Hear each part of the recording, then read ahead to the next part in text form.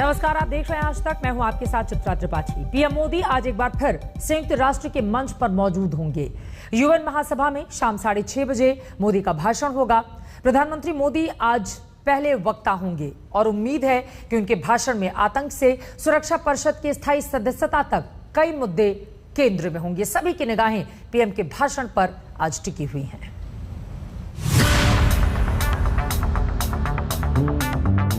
विश्व कल्याण के लिए एक बार फिर समर्पित करने का प्रण ले। मैं पाकिस्तान से जब भी मौका मिला प्रधानमंत्री मोदी ने संयुक्त राष्ट्र के मंच का भरपूर इस्तेमाल किया। दुनिया को भारत का पक्ष बताया, दुनिया को प्रभावित करने वाले मुद्दों पर अपनी बात रखी और सबसे बड़ी बात, पाकिस्तान जैसे मुल्क के प्रोपेगेंडा का भरपूर जवाब भी दिया। एक बार फिर वही मौका है। पीएम मोदी न्यूयॉर्क पहुंच चुके हैं। शाम 6:30 बजे संयुक्त राष्ट्र महासभा में पीएम मोदी का संबोधन होगा। पीएम मोदी का भाषण करीब 20 मिनट का हो सकता है। सीमा पार आतंकवाद, अफगानिस्तान हालात, क्षेत्रीय अखंडता, कोरोना संकट, सुरक्षा परिषद की स्थायी सदस्यता जैसे मुद्दे केंद्र में हो सकते हैं। ये साफ है कि प्रधानमंत्री नरेंद्र मोदी का सारा जो फोकस है वो है आतंकवाद पर, क्योंकि प्रधानमंत्री नरेंद्र मोदी ने ये साफ किया हर मंच पर, चाहे वो द्विपक्षीय बातचीत रही हो, चाहे वो क्वाड मीट हो, जिस तरह की आतंकवाद की नीति कई मुल्क अपना रहे हैं, प्रॉक्सी वॉर जो वो छेड़ रहे हैं अन्य मुल्कों पर, उसका जिक्र न सिर्फ द्विपक्षीय बातचीत में बल्कि क्वाड मीट में हुआ। तो कोई ऐसी वजह नहीं है कि हम और आप ये ना माने कि यूएन की महासभा में, जब यूनाइटेड नेशंस की इस महासभा में संयुक्त राष्ट्र के बोलेंगे प्रधानमंत्री नरेंद्र मोदी, तो आतंकवाद का मुद्दा उनके लिए सबसे बड़ा फोकल पॉइंट रहेगा।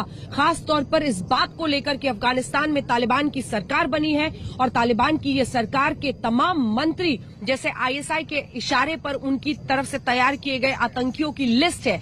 ये भारत के लिए बहुत बड़ी चिंता है। प्रधानमंत्री मोदी के न्यूयॉर्क पहुंचने पर विदेश मंत्रालय ने ट्वीट किया, भारत के 1.3 अरब लोगों की भावनाओं को आवाज देने के लिए प्रधानमंत्री मोदी न्यूयॉर्क पहुंचे। वे 76वें यूएनजीए सत्र को संबोधित करेंगे। संयुक्त राष्ट्र सुरक्षा परिषद में भारत की वर्तमान सदस्यता अब और भी महत्वपूर्ण है,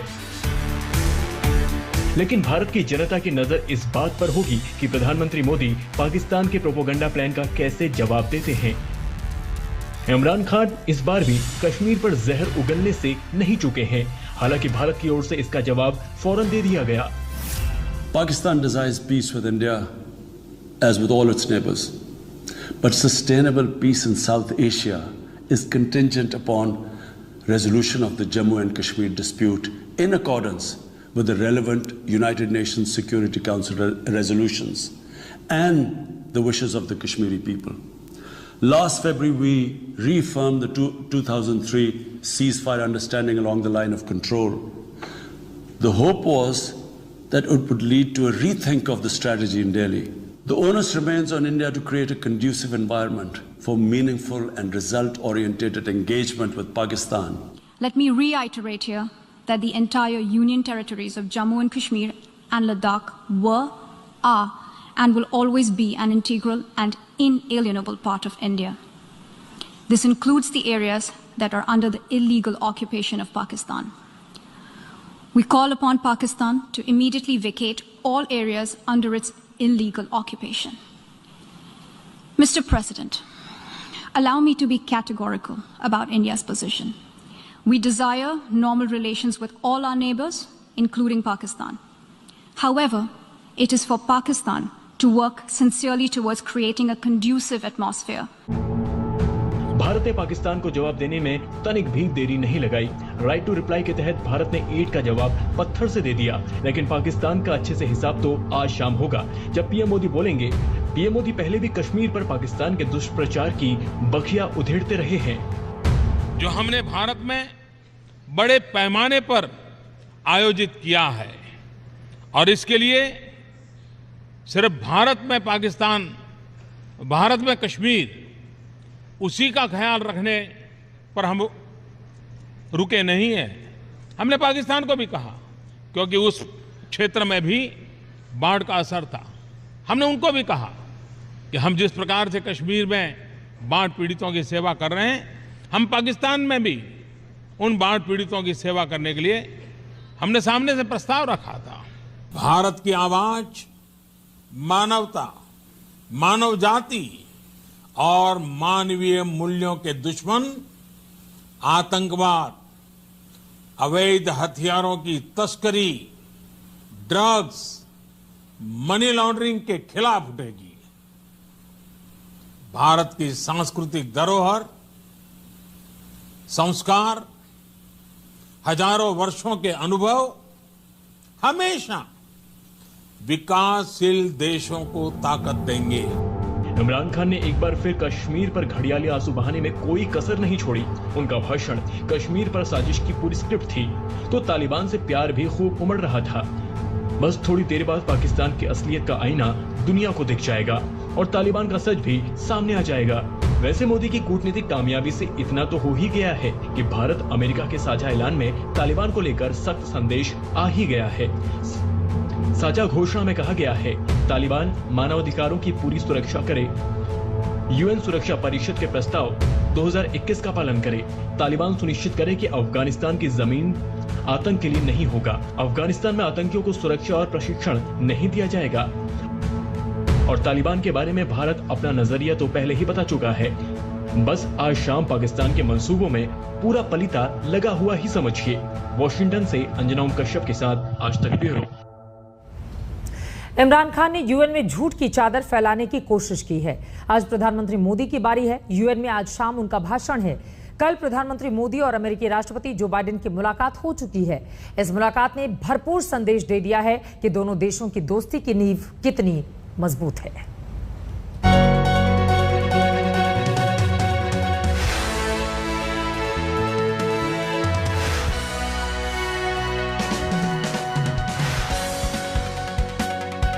व्हाइट हाउस की इन तस्वीरों ने दोस्ती के नए दौर पर मोहर लगा दी।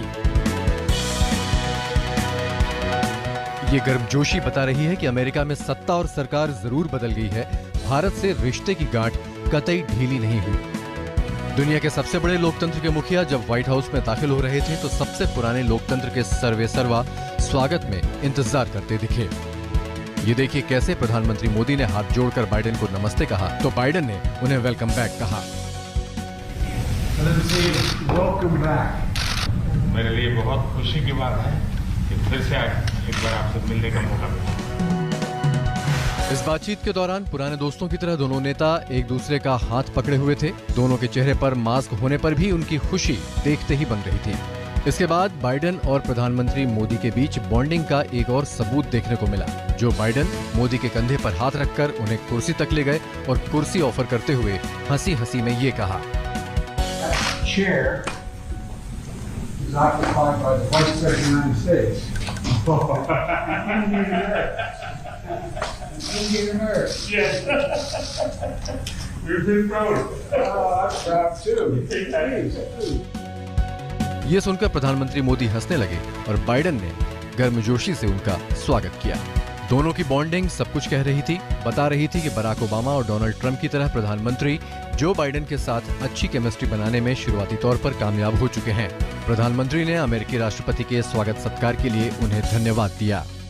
मैत्रीपूर्ण और गर्मजोशी भरा हम सबका भारतीय डेलीगेशन का स्वागत करने के लिए मैं आपका हृदय से बहुत बहुत आभार व्यक्त करता हूँ।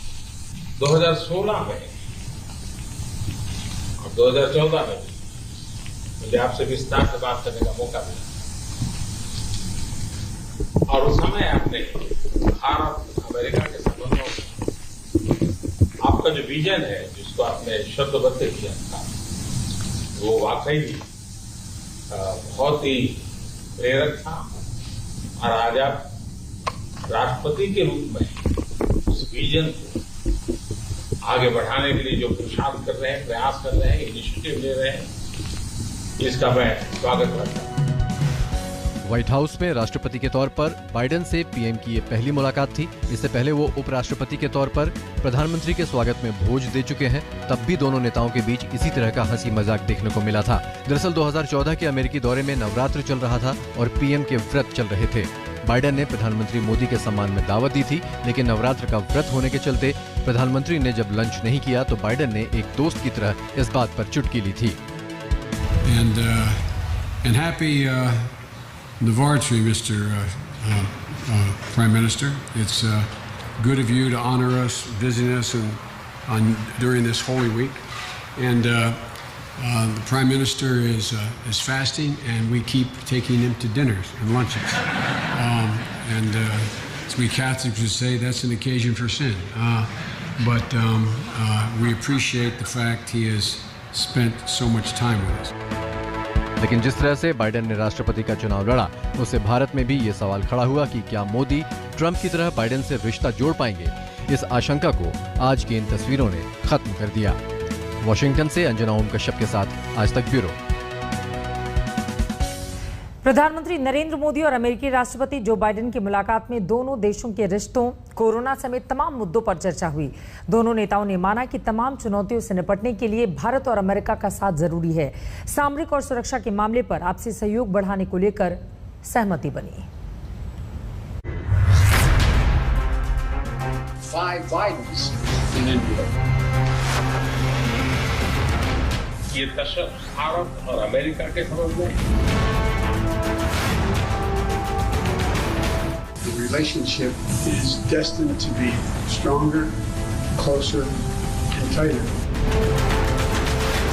भारत की सैनिक अमेरिका की विकास यात्रा में पूरी तरह सहभागी होती चली जाए।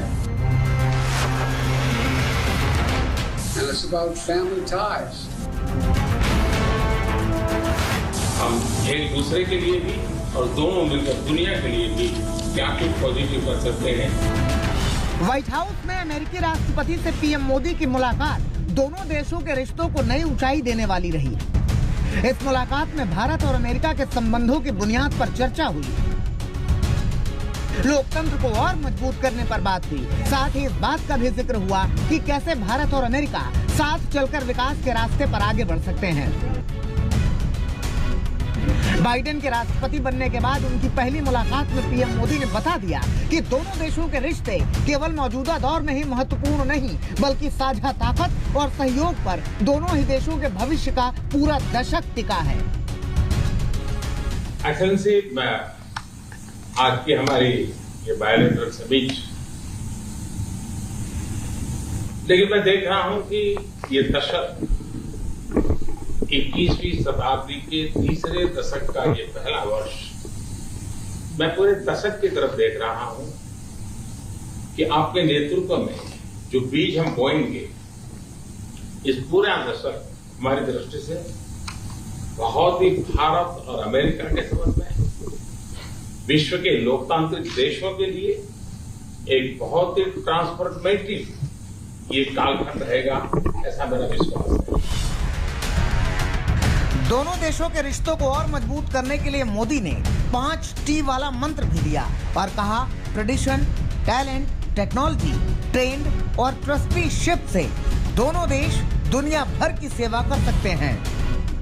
दुनिया में सबसे ज्यादा ड्राइविंग फोर्स बन रही है टेक्नोलॉजी। इस दशक में भारत और अमेरिका के रिश्तों में टेक्नोलॉजी, और वो भी पूरी मानवता के लिए उपयोगी हो, उस दिशा में हमारी टैलेंट टेक्नोलॉजी को माध्यम से बहुत बड़ी सेवा कर सकती है और एक बड़ा अवसर हमें उपलब्ध हो। पीएम मोदी की इन बातों में दोनों मुल्कों के विकास का रोड मैप है। जो बाइडेन भी इस बात को बखूबी जानते हैं। यही वजह है कि अमेरिकी राष्ट्रपति भी पीएम मोदी के सामने ये बताने से नहीं चूके कि दोनों देशों के रिश्ते की अहमियत की भविष्यवाणी वो 15 साल पहले ही कर चुके थे। As I think you know, Mr. Prime Minister, I've long believed that the U.S.-India relationship can help us solve an awful lot of global challenges. In fact, back in 2006, I set that hope out, where I said that by 2020, when I was Vice President, 2020, India and the United States would be among the closest nations in the world.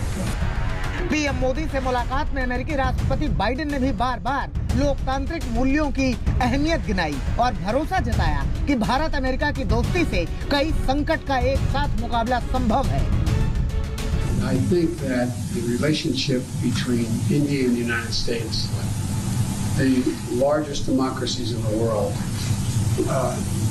is destined to be stronger, closer, and tighter, and I think it can benefit the whole.